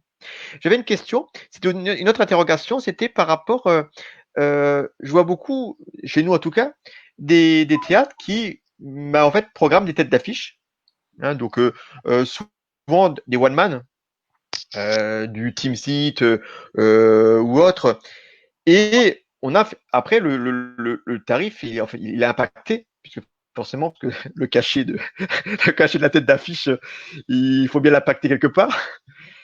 Et ça fait des places après à 25, 30 euros. Qu'est-ce que tu en penses, toi, de de ce phénomène? On peut pas reprocher aux gens d'aller voir des gens qui connaissent, qu'ils aiment bien, qui voient à la télévision, de les voir en vrai. Mm. Il y a ça, enfin, et ça a toujours été. Enfin, à l'époque de Au Théâtre ce soir, les gens allaient voir Jacqueline Maillan, ils allaient voir Maillan parce qu'ils voulaient voir la Maillan, et voilà. Bon. Donc, oui, on leur propose ça, mais c'est pareil. Il faut qu'il y ait de la diversité. Il faut pas que ça. Toi, tu as peur qu'en fait, ça vampirise. C'est vrai que ça vampirise. Il y a certaines salles qui ont un budget et de programmer une tête d'affiche, ça siphonne le budget de l'année. Du coup, il y a plus d'argent pour les autres spectacles. Oui, c'est effectivement ce que j'avais lu une interview là-dessus. Alors, l'avantage de prendre la tête d'affiche, c'est que d'un coup, tu vas remplir ta salle. Alors, on peut imaginer que ça donne de la visibilité à la salle aussi. Oui. Euh, Mais oui, enfin voilà. Après, il y a une responsabilité en amont des productions, c'est que ça ne devienne pas un système pour gagner de l'argent. Parce que du coup, prendre une pièce moyenne, de mettre une tête d'affiche en disant les gens vont aller voir cette personne-là, vont raquer, comme tu dis, 35 euros, ce qui est un budget, et se disent, donc ils sont contents, ils ont vu Michel Machin en vrai, mais ils se disent ah, c'est cher, mais du coup, voilà, ça me fait ma sortie de l'année parce que 35 euros, je vais aller voir autre chose. Et ils sont contents, mais ils sont contents comme s'ils étaient devant leur télé. Et, alors que s'ils viennent voir des choses un peu différentes, ils se disent ah, c'est des gens pas connus, mais j'ai été touché, on m'a raconté une histoire, vous m'avez fait voyager, ça m'a fait penser à des choses de ma vie, euh, euh, ça m'a fait voyager, ça m'a fait oublier mon quotidien. C'est bien, ça fait du bien. Parce que du coup, ça fait, oui, ou que ce soit des comédies, ou que ça fasse réfléchir, on sort, le public sort différent, et ça, voilà, ça remue des choses et ça fait du bien. Mais c'est oui. c'est intéressant parce qu'entre ces deux scénarios, c'est qu'on a un tête d'affiche. En fait, ça fait un peu le côté la sortie, mais je reviens pas forcément. Parce que j'ai vu quelqu'un que je connais de la télé, mais et voilà. Donc, et l'autre, c'est je viens parce que le théâtre me touche et je m'en fiche de connaître les comédiens ou pas, Oui. mais c'est vraiment le spectacle qui m'est proposé que j'apprécie. Et donc, c'est euh, finalement, il y a deux conséquences différentes. Hein. Un, on remplit une fois, on fait des one-shots, des gros one-shots. Qui remplissent bien, je pense. Hein, quand on fait une tête d'affiche, c'est aussi le but. Hein, bon, à Mutzig, dans l'autre salle de spectacle qu'on avait, ça n'a pas toujours bien marché. De faire venir des artistes connus, ça fait plus des trous dans les finances. Euh, mais ok. Aurélie, tu enchaînes? Bah oui, bah du coup, tu nous donnais tout à l'heure un conseil pour remplir notre salle, notamment le fait de diversifier un petit peu ce qu'on peut proposer.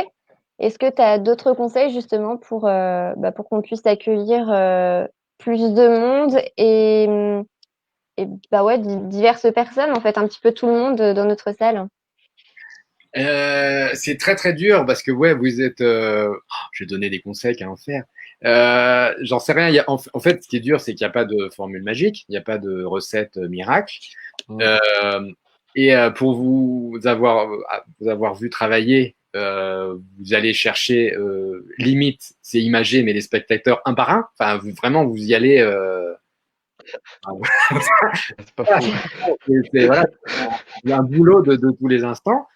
Mais ça va payer parce que c'est le début, c'était la première saison. Et voilà, il faut que les gens savent que vous existez, vous fassent confiance. Vous allez créer en fait, vous allez créer une grosse famille de personnes qui se parlent et qui disent allez voir la programmation euh, à Mutige. Et du coup, vous allez voir, c'est des choses super différentes, mais c'est cohérent parce que c'est des choses que les programmateurs aiment. Et, Mais ouais, mais il n'y a pas de. Et puis c'est hyper dur parce que des fois, ça marche moins bien et on ne sait pas pourquoi. Et on se dit, bah, du coup, comment ça va se passer la prochaine fois? Parce que s'il y a moins de monde, les gens vont dire que c'est moins bien. C'est Euh, ça. non. Mm. Mais voilà, il faut vous installer. Il faut que ça s'installe, il faut que les gens parlent. Et si, voilà, et si vous faites ça avec le cœur. Ça devrait le faire. On est Mais sur oui, la bonne voie alors. mais oui, mais oui, parce qu'on fait un truc, voilà, on travaille avec de l'humain et des sensations et des choses, voilà, c'est pas avec des chiffres. Donc, si vous mettez votre cœur et que ce qui se passe sur scène, il y a du cœur, les gens, voilà, ça va savoir. Ça se sait déjà, hein, je Merci, crois, hein, merci. parce que nous, quand on est venu, à chaque fois, c'était plein. Donc, hmm. Ouais, c'est vrai qu'on a eu un bon. Non, c'est vrai, on est bien parti. C'est dommage que l'épidémie nous a un peu. Oui, mais ça va redémarrer Ouais, là où on a la niaque. à la mi. Et alors justement, puisqu'on a entendu beaucoup de choses sur pendant cette épidémie avec le confinement, tu en parlais tout à l'heure par rapport à cette proposition sur le web, sur Internet. Finalement, il y avait une forte proposition de la Comédie Française, hein, mais pas seulement. Il y a d'autres salles qui proposaient des captations, alors gratuites aussi. Est-ce que tu penses que cette épidémie, cette situation un peu particulière, va amener à faire évoluer le métier ou la création artistique en général? Oui, forcément.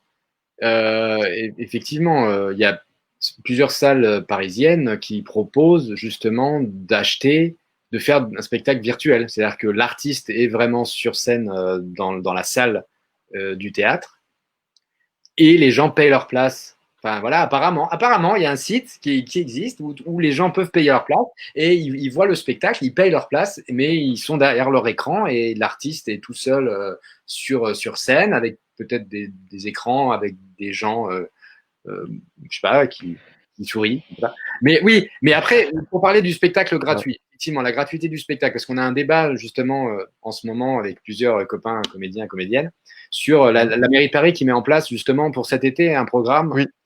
voilà, qui prend en charge une partie des frais de production de spectacles dans des lieux un peu insolites, en extérieur, qui ne sont pas prévus pour recevoir des spectacles, mais justement pour que la culture vienne se jouer un peu partout.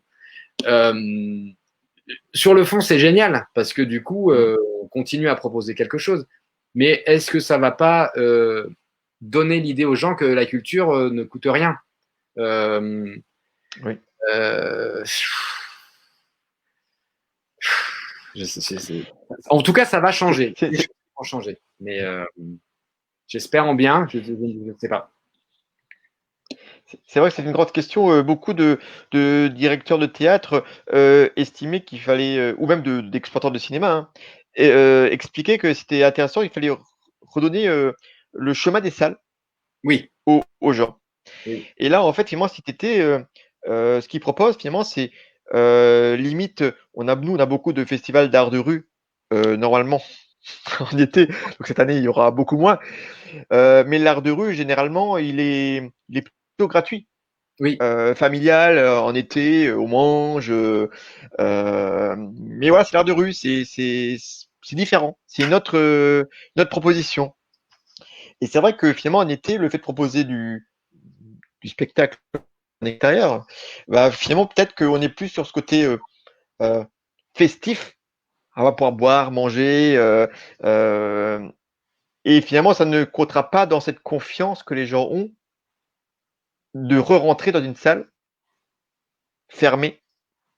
Ça ne jouera, ça trouve pas du tout, finalement, ni en bien ni en mal.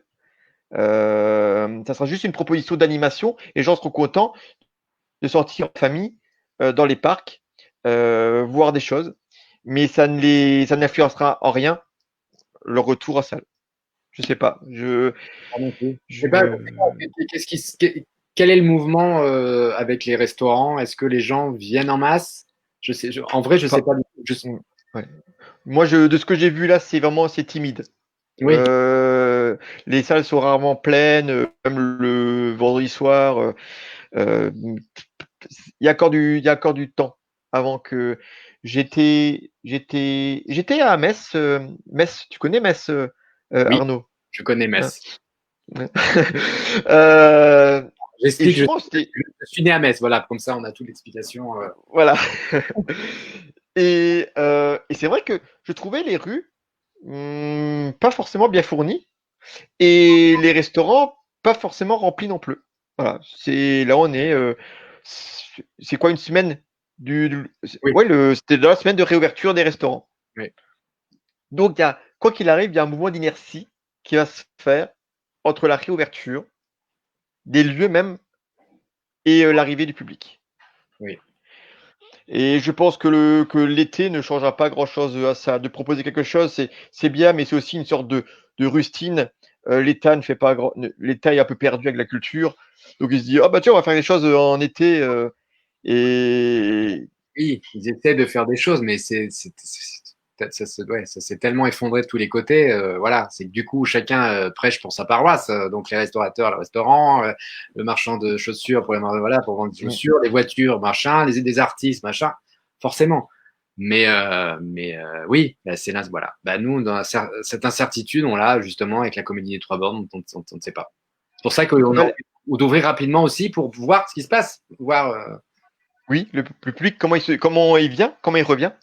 comment on revient. Euh, mais c'est marrant parce que la gratuité, enfin, moi, je suis pas forcément favorable parce que justement, c'est déjà difficile de faire rentrer les gens dans une salle. Si en plus on habitue à se dire, bah tiens, vous pouvez voir du spectacle gratuitement, bah forcément, moi, on va se dire, bah ouais, pourquoi je payerais pour un spectacle si je Oui, peux en voir oui, oui. gratuitement. Sachant qu'il y avait quand même depuis quelques années la baisse aussi des prix. Moi, je parle pour Paris. Comme il y a beaucoup de salles, il y a une guerre des tarifs du Mm. billet. Et petit à petit, les prix ont baissé et le public est très mouvant et va voir. Il y a plein de sites qui se sont créés depuis une dizaine d'années où il y a des bonnes affaires à faire et voilà, et essaye d'avoir des places le moins cher possible. Donc, c'est bien sur du court terme ou ce qu'on appelle du remplissage. Mm. Mais le problème, c'est que ça déséquilibre tout le système. C'est que tant que c'est temporaire et que ça permet de donner un mouvement, mais si c'est permanent, donc tu vois, là, dans certains domaines, les gens se sont habitués à payer de moins en moins. Mm. Si on leur dit, bah, finalement, on peut voir des choses gratuitement. Et d'un autre côté, c'était génial parce que voilà, on peut jouer. Les gens qui n'ont pas du tout les moyens peuvent voir Ouais. des choses. Voilà, Aussi, oui. c'est Ouais. compliqué. Mm. Il y a une salle enfin, autour de Strasbourg qui a une grille de tarifs de fou. Je crois qu'elle a 30 tarifs différents Ah oui, selon les personnes, l'âge, tout ça, un truc de fou. Mais en même temps, ça permet justement de se dire, j'ai pas d'emploi, je suis étudiant et autres, j'ai mon tarif à moi qui colle bien. Voilà, je suis rien de ça, je paye le plat tarif, 30 euros. Mais voilà, elle est plus en adéquation par rapport à la population, oui, quelle qu'elle soit, quels que soient les moyens qu'ils ont, ils peuvent venir. Je pense que c'est là-dessus qu'il faut vraiment cibler, c'est de se dire, ben, on fait du tarif réduit pour ceux qui peuvent en bénéficier et du tarif plein pour les autres. Et trouver un équilibre là-dessus. Parce que je pense vraiment il y a un public éloigné assez important du théâtre. C'est oui, un des arts quand même qui est. Bon, avec l'opéra, hein, mais ça c'est encore autre chose. Et pour le faire venir, le tarif est quand même c'est quand même un élément clé, le oui, tarif. oui, Mais bon, voilà, entre le côté je fais à 10 euros la place, nous on fait à 12 euros, hein, tu vois, tarif plein, en choix, hein, vraiment en volonté, entre 12 euros et 30 euros, il y a déjà un monde. Hein. ah oui, Euh, bien sûr. Bah, oui, ah oui, donc il faut trouver le juste milieu pour le fonctionnement du lieu sans pour autant que ni les théâtres ni les artistes perdent de l'histoire, que tout le monde tire son épingle du jeu. tout simplement. Mais c'est un calcul d'apothicaire après. Mais je pense qu'il faut penser aussi aux gens, se faire plaisir en tant que programmateur, se dire, j'ai un super spectacle, c'est génial, alors je vais raquer pour les artistes, mais moi j'adore ça et tout. Mais que après le public, le public, en fait, le public du territoire, hein. Nous on parle du public du territoire, hein, ouais, c'est quoi ce truc-là? Moi, j'ai envie de voir ça.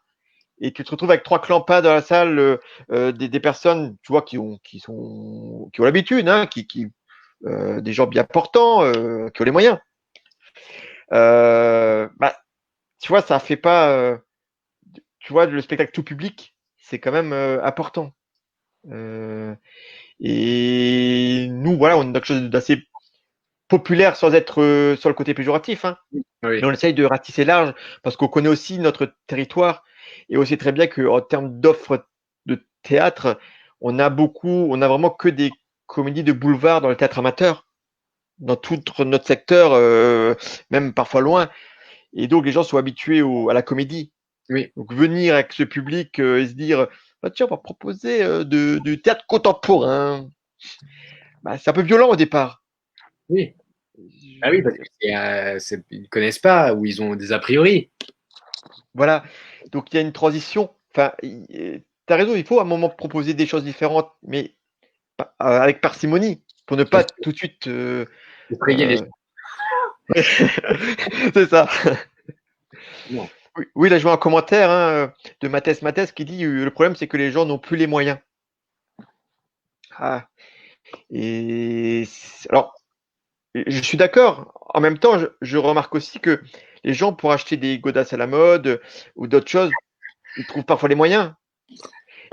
Et parlons du cinéma. Le cinéma vraiment, le cinéma est populaire. Il est très, très populaire, le cinéma. C'est peut-être l'art qui est le plus populaire, le cinéma.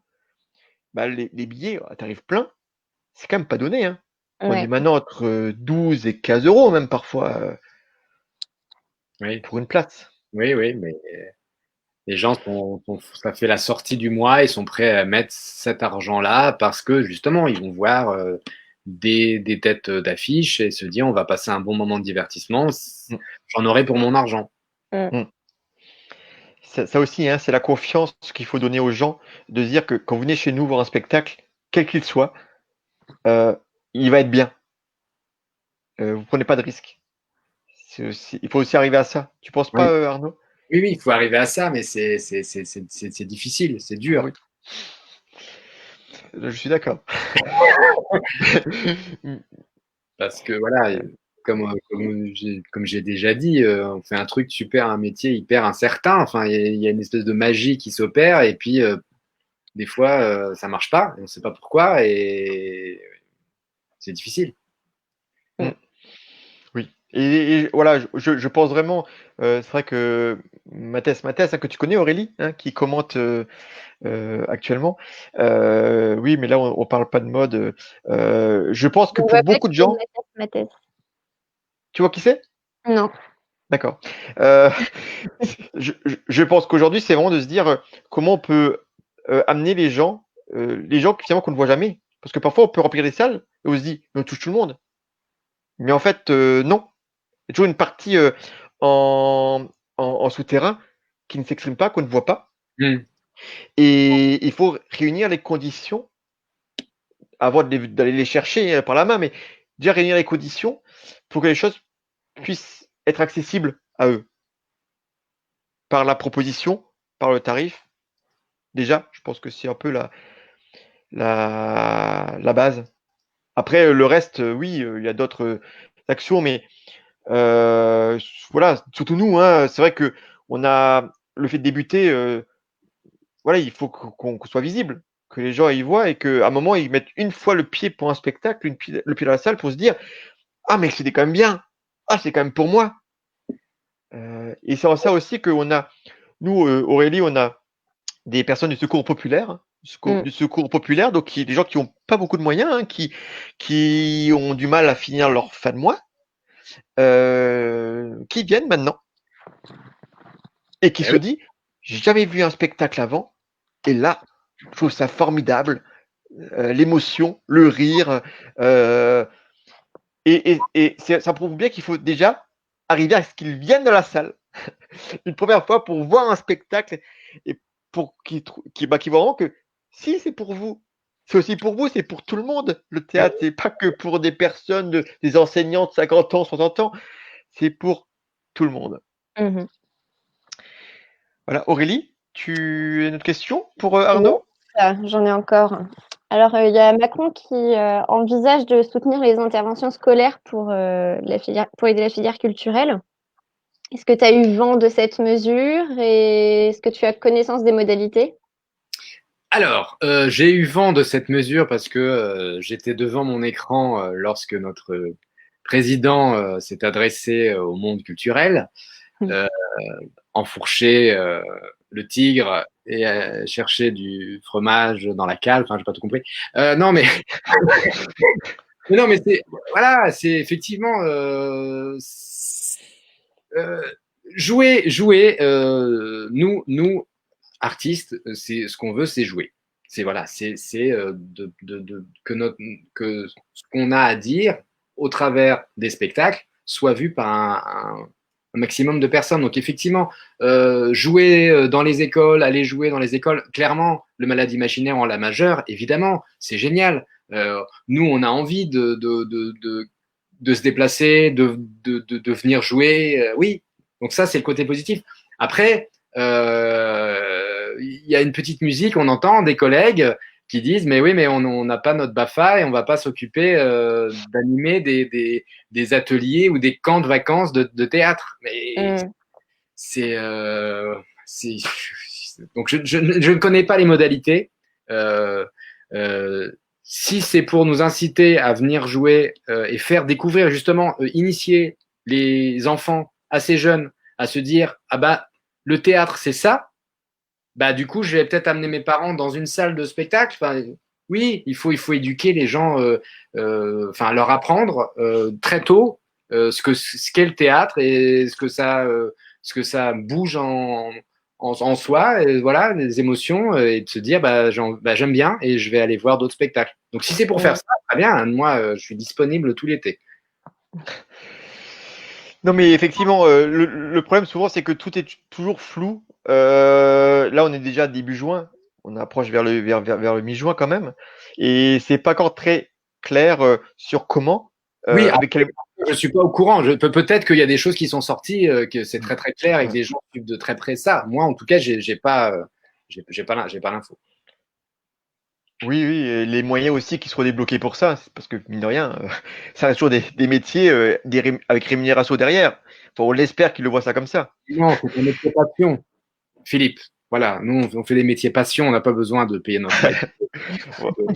Voilà, faut pas le dire trop fort, hein, ça, on coupera au montage. On mange des feuillages et on boit dans l'eau, voilà, de la mer, en récipients Du des coup, j'ai verres. une question qui me vient par rapport aux interventions scolaires. Oui. Avant toute cette histoire de Covid, est-ce que ça vous arrivait du coup d'ouvrir le théâtre des Trois Bornes à des groupes scolaires? Oui, bien sûr. Oui. On accueille des scolaires. On n'avait pas de, on a eu des spectacles jeunes publics, donc là qui sont vraiment pour les jeunes publics. Donc c'était des familles qui venaient, mais on avait également des centres aérés qui venaient de temps en temps. Mhm. Il y a eu la phase des grèves qui ont compliqué le transport des gens. Et voilà, donc là, ça s'est complètement arrêté. Mais oui. D'accord, ok, c'est Mais bien. c'est génial de recevoir justement 45 gamins qui voient à 1 mètre le malade imaginaire. On l'a joué devant des gamins et du coup, c'est fou parce qu'ils sont très très près. Donc nous, on chope tout et eux, ils chopent tout et c'est super drôle. Ouais. Ouais. Et on arrive doucement vers la fin des questions. Dans ton parcours, Arnaud, aussi bien à la télé que sur scène, hein, puisque tu as eu différentes expériences, euh, justement, quelle était ta meilleure expérience, ton meilleur souvenir? Bah, beaucoup de choses. Non, mais beaucoup de choses. Enfin, la télé, non, bon, j'ai pas non plus, j'ai pas fait 10 milliards de choses, mais j'ai fait un truc fou. À l'époque, c'était sur le câble. Vous vous souvenez qu'il y avait le câble qui existait, c'était avant la TNT. Sur Fun Mhm. pendant la période des élections présidentielles en 2002, on avait avec une bande de copains une quotidienne et on a reçu à cette période-là les candidats. Et nous, en fait, il y avait une émission sur plateau, donc il y avait un présentateur qui avait l'invité, et nous, on était genre Jackie Berroyer dans la loge, donc à côté, et on levait la main et on réagissait sur l'émission. C'est fou. Enfin, du coup, on a fait n'importe quoi avec Christine Taubira, voilà. Enfin, c'était dingue. Enfin, c'était génial. Mais ça, c'est la télé, voilà. Sur scène, enfin, j'ai pas de super expérience. Enfin, j'en ai plein, j'en ai trop. J'ai voilà, la première fois que tu es sur scène, là, voilà, quand j'ai commencé avec Apélachide, il va pas bien, au guichet Montparnasse, on jouait à 22h, le mardi, le jeudi, le samedi, et les gens viennent petit à petit, on termine avec des salles pleines, on joue un an et demi, et voilà nos trucs. La mariée, vous pouvez ne pas embrasser la mariée, des choses que tu es à l'initiative du projet, t'écris avec une copine, tu dis oh on essaye, et puis voilà, puis ça fait 5 ans qu'on joue, ça fait plus de 250 fois, voilà. Et j'ai pas de projet préféré. J'ai une succession. J'ai la chance d'avoir une succession depuis plus de 20 ans de super projets. Enfin, c'est voilà, j'ai la chance de faire des super projets. Faut que ça continue. Oui, tout à fait, mais il n'y a pas de raison. Alors du coup, on va passer à des questions un petit peu plus rapides. Donc, on va te poser des questions. Tu peux répondre en un seul mot, 3 maximum. Donc, ton lieu préféré. Ah, je t'ai piqué ta question, Philippe. Pas grave, on peut échanger. Mon lieu préféré. Merde, sur scène. Ton livre préféré. Le Petit Prince. Ah, je l'ai lu récemment, ouais. Ton film préféré. Le Dernier Métro. Ta série préférée. Alors, très spécial. En fait, ma série préférée, c'est celle que je regarde actuellement. C'est toujours comme ça. Ma série préférée, c'est celle-là. Donc maintenant, c'est This Is Us. Voilà. Ok. Ton surnom. Nono. Monsieur Alors, Pchit. J'ai Monsieur Pchit aussi. Monsieur Pchit. Pourquoi? Bah, Schmidt, Pchit. Ah.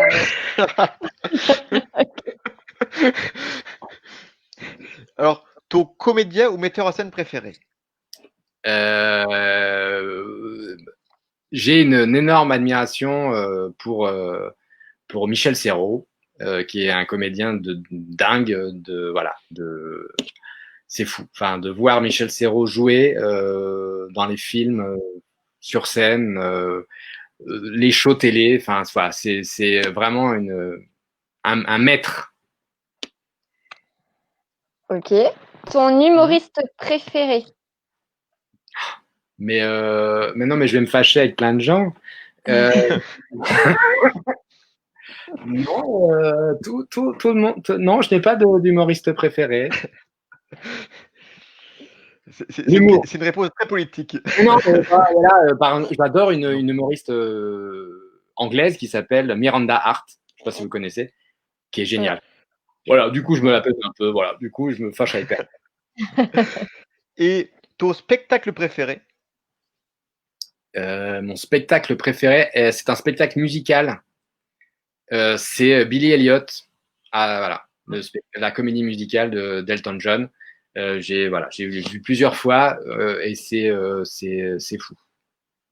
Ce petit garçon qui doit mesurer 1m10 et qui fait des choses folles sur scène, et le spectacle est fou. Et là, au niveau des émotions, voilà, pendant 2h30, on en a des tonnes. Alors, tu risques encore de te fâcher avec quelqu'un. Le comédien ou la comédienne préférée avec qui tu as collaboré. Oh là là, mais en fait, c'est horrible. On veut tout savoir, nous. Mais non, non. Tous, parce que tout le monde mais enfin, mais non, mais parce que c'est fou. Enfin, quand on est sur un spectacle, on tisse des relations tellement, enfin, on joue avec des choses tellement importantes sur les émotions, enfin, qu'il y a des connexions très vite avec les comédiens, et enfin, c'est un bonheur.